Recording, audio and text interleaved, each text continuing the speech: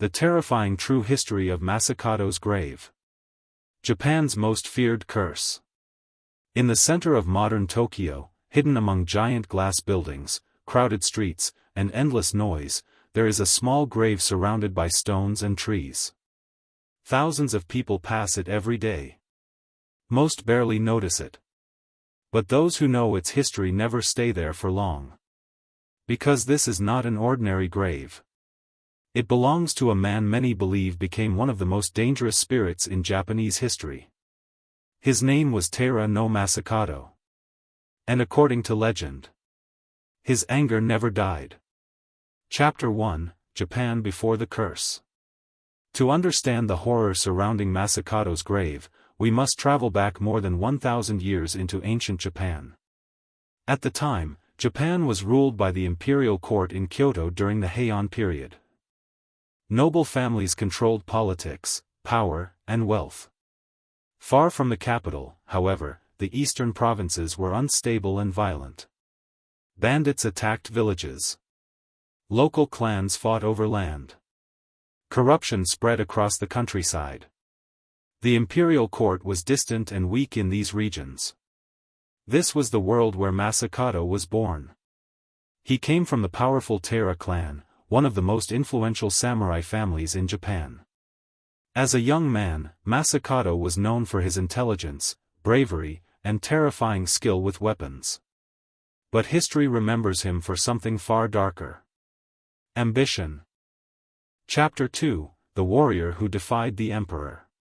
At first, Masakado fought mainly against rival clans and even members of his own family. Historical records describe violent land disputes that slowly escalated into open warfare. Villages burned. Warriors were executed. Entire regions descended into chaos. But Masakado kept winning. His reputation spread quickly across eastern Japan. Some peasants viewed him as a protector against corrupt officials. Others feared him as a ruthless warlord hungry for power. Then came the event that changed everything. Around the year 939, Masakado launched a rebellion against the imperial government itself. This was almost unthinkable. No samurai had openly challenged imperial authority on such a scale before. Masakado captured government posts, attacked rival forces, and seized control of several provinces. According to historical chronicles, he even declared himself the new emperor. Whether he truly intended to overthrow the throne or simply wanted independence remains debated by historians today. But to Kyoto, there was no debate. Masakado had become an enemy of the state. And the emperor demanded his death. Chapter 3, The Demon Samurai. As war spread across eastern Japan, strange rumors began following Masakado. Stories claimed he possessed supernatural protection. Some said arrows bounced harmlessly off his body. Others believed dark spirits guarded him in battle. One legend claimed his body was completely invulnerable except for one tiny weak point on his head. Soldiers became terrified of fighting him. In ancient Japan, warriors deeply believed in curses, spirits, and divine punishment. Fear itself became a weapon. Masakado's enemies whispered that he was no longer entirely human. That he had become something cursed. Something unnatural. Yet despite the legend surrounding him, history shows that Masakado was also a brilliant military leader. He used fast attacks, surprise movements, and local support to overpower larger forces. For a brief moment, it truly seemed possible that he could split Japan apart. Chapter 4, Betrayal and Death. But power creates enemies. In early 940, imperial forces finally cornered Masakado in Shimosa province. The final battle was brutal. Rain poured across muddy fields while arrows darkened the sky. Masakado's army was heavily outnumbered. Historical records state that during the chaos of battle, a single arrow struck him in the head. The great rebel collapsed instantly. After his death, imperial soldiers severed his head and carried it back to Kyoto. The government wanted to send a message. This is what happens to traitors. Masakado's head was placed on public display. People gathered to stare at the face of the man who dared challenge the emperor. But soon, something horrifying began to happen. Chapter 5: The Head That Refused to Rot. Days passed. Then weeks. Yet according to legend, Masakado's head showed no signs of decay. Witnesses claimed the eyes remained open. Some swore the mouth moved during the night. Others reported hearing screams echo through the streets after midnight. Terrified guards abandoned their posts. Rumors spread rapidly across Kyoto. The head is alive. Ancient Japanese beliefs held that powerful rage could transform a dead person into an onryo, a vengeful spirit capable of bringing disaster upon the living. People feared Masakado had become exactly that. Then came the story that would define the legend forever. One stormy night, the severed head supposedly rose into the air and flew eastward through the darkness, searching for its missing body. It traveled across mountains, rivers, and villages before finally falling to earth in a remote fishing area known as Shibasaki. Centuries later, that same place would become Tokyo. Chapter 6: The Birth of the Curse. The location where the head landed became sacred and feared. Villagers buried it carefully and built a memorial site to calm the spirit. Because everyone believed one thing. If Masakado became angry again, disaster would follow.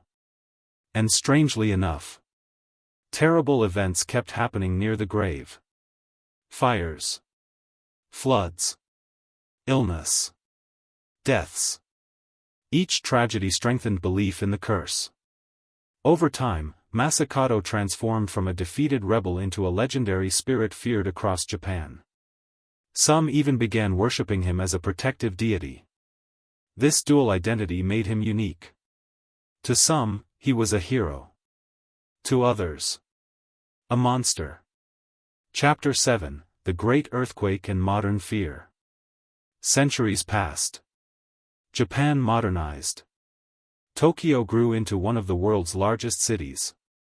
But Masakado's grave remained untouched. Then came 1923. The Great Kanto earthquake devastated Tokyo, killing over 100,000 people. After the destruction, government officials planned large reconstruction projects near the grave. Parts of the tomb were damaged during redevelopment. Soon afterward, reports emerged of workers suffering strange accidents and sudden deaths. Construction officials became deeply uncomfortable. Fear spread among laborers. Many refused to continue working near the site. Eventually, authorities rebuilt the grave and performed spiritual ceremonies to calm Masakado's spirit. The accidents reportedly stopped. And the legend grew even stronger. Chapter 8: The Occupation Incident. After World War II, another terrifying chapter began.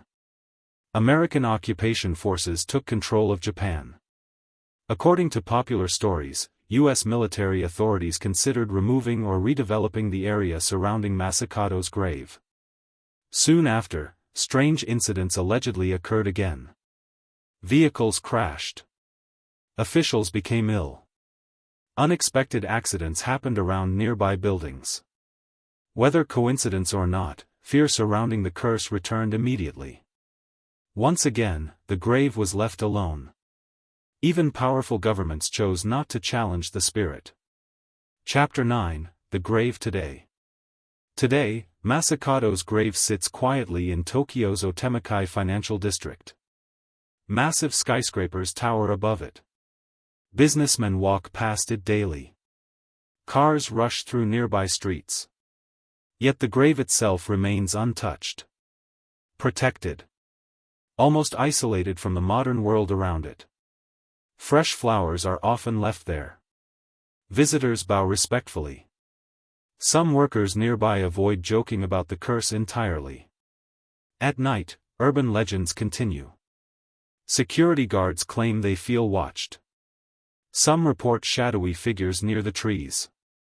Others describe sudden cold winds despite warm weather.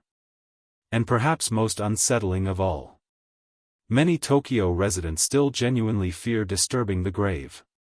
Not because they fully believe the stories, but because history has taught them one thing. Every time someone ignored the legend, something seemed to go wrong.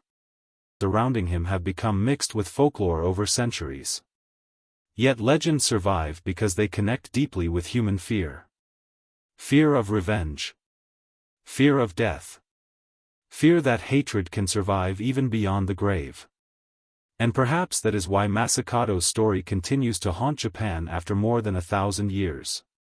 Because somewhere beneath the lights of modern Tokyo, beneath the noise of one of the busiest cities on earth, rests the grave of a samurai who once tried to become emperor. A man whose severed head was said to fly through the night sky. A spirit many still refuse to anger.